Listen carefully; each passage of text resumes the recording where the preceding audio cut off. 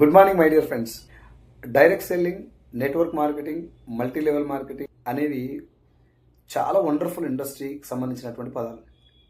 Chain system, money circulation scheme ఇవి మోసాలు చేసేటటువంటి ఇండస్ట్రీలు.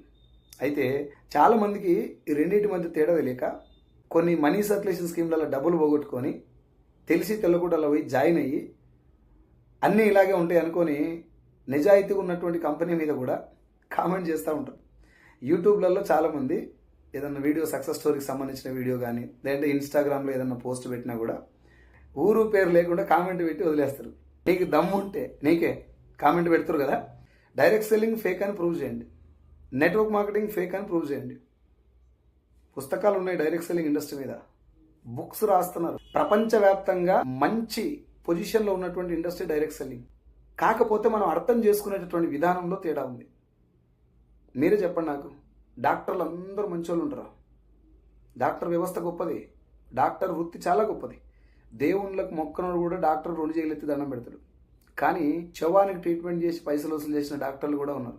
కాకపోతే ప్రాణాలు కాపాడే డాక్టర్లు ఉన్నారు కాబట్టి ఆ వ్యవస్థను మనం గౌరవిస్తాం, మంచిది తీసుకుంటాం. అక్కడి నుంచి దేశం కోసం ప్రాణం ఇచ్చినటువంటి పోలీస్ ఆఫీసర్స్ ఉన్నారు, ఫ్రాడ్ చేసిన పోలీస్ ఆఫీసర్ కూడా ఉంటారు. అన్నిట్లో తీసుకోండి, ప్రతి ఒక్క సెగ్మెంట్లో మంచి ఉంటుంది, చెడు ఉంటుంది. మన దౌర్భాగ్యం ఏంటంటే డైరెక్ట్ సెల్లింగ్ ఇండస్ట్రీకి వచ్చేసరికి చెడు జరిగిందని మాత్రమే చూసుకొని అన్ని కంపెనీలు ఇట్లే ఉంటాయి. కథ ఒకవేళ డైరెక్ట్ సెల్లింగ్ ఇండస్ట్రీయే ఫేక్ అయితే సెప్టెంబర్ 9వ తారీఖు 2016 రోజున ఇండియన్ గవర్నమెంట్ డైరెక్ట్ సెల్లింగ్ ఇండస్ట్రీకి సంబంధించి గైడ్లైన్స్ ఇవ్వడం జరిగింది. దాని తర్వాత డిసెంబర్ 28, 2021 రోజున దీనికి ఒక గెజెట్ కూడా రిలీజ్ చేయడం జరిగింది. సో గవర్నమెంట్ కొంచెం పని చేస్తారు దీని పట్ల అంటే అది మంచిదన్నట్ట, మోసపూరితమైందన్నట్ట ఆలోచించండి. ఇండస్ట్రీ మంచిదే, దాంట్లో మోసాలు చేసే కంపెనీలు ఉంటాయి. ఈ గ్యాప్ తెలుసుకునే ప్రయత్నం చేయలేకుండా కింద కామెంట్లు పెడితే ఏమంటారు మనల్ని? నేనైతే ఆర్ఫన్స్ అనే అంటాను ఖచ్చితంగా. అమ్మా నాన్న ఉన్నోళ్ళు నిజమైన అనాథ కాదు.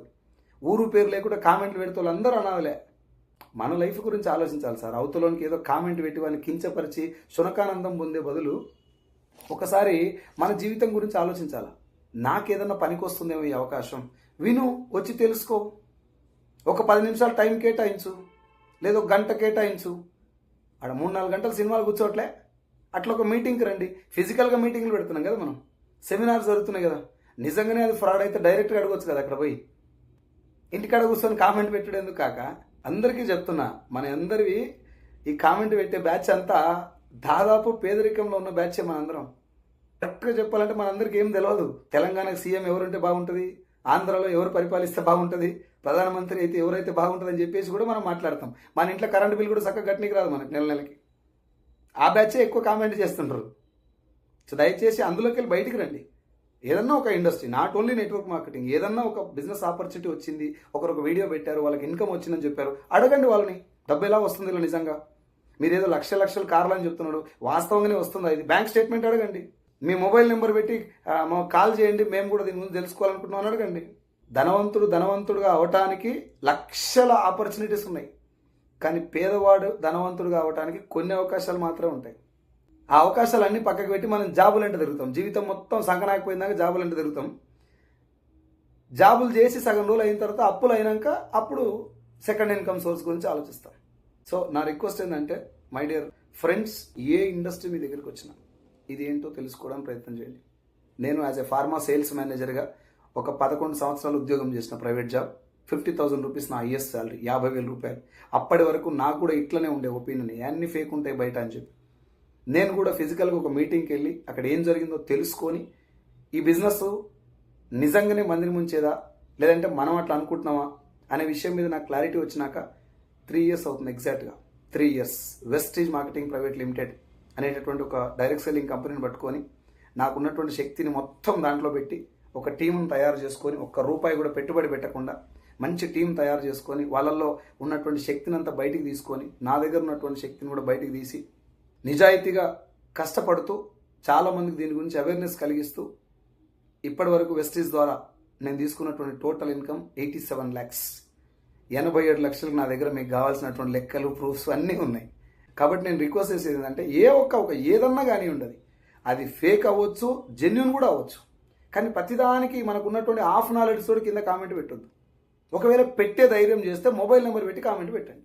ఆలోచించండి ఒకసారి, అవకాశాలు ఊకే రావు.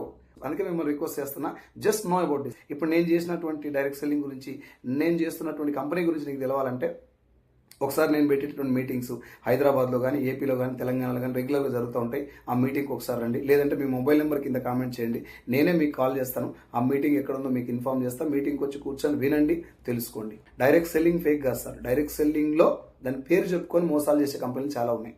వెస్టేజ్ గురించి కూడా చాలా మందికి రకరకాల డబుల్ ఒపీనియన్స్ ఉన్నాయి. నన్ను చాలా మంది ఫోన్ చేశారు, నేను ఇంత ముందుకే జాయిన్ అయిన సార్, అది వేస్ట్ కంపెనీ అని కూడా అన్నారు. నేను చెప్పాను వాళ్ళకి, ఇగో బిజినెస్ ఇది అని చెప్పిన తర్వాత మాకు ఇట్లా చెప్పలేదు సార్ వాళ్ళు అని చెప్పి వాళ్ళు చెప్తున్నారు. సో మీకు తెలిసిన ఇన్ఫర్మేషన్ మేబీ రాంగ్ కావచ్చు కంపెనీ గురించి. కాబట్టి ఒక్కసారి నన్ను అప్రోచ్ అవ్వండి. కింద మొబైల్ నెంబర్తో పాటు మీకు కామెంట్ చేయండి. నాకు అప్రోచ్ అయితే నేను ఈ బిజినెస్ గురించి మీకు ఎక్స్ప్లెయిన్ చేసే ప్రయత్నం చేస్తాను. Okay, thank you so much and wish you wealth. Thank you.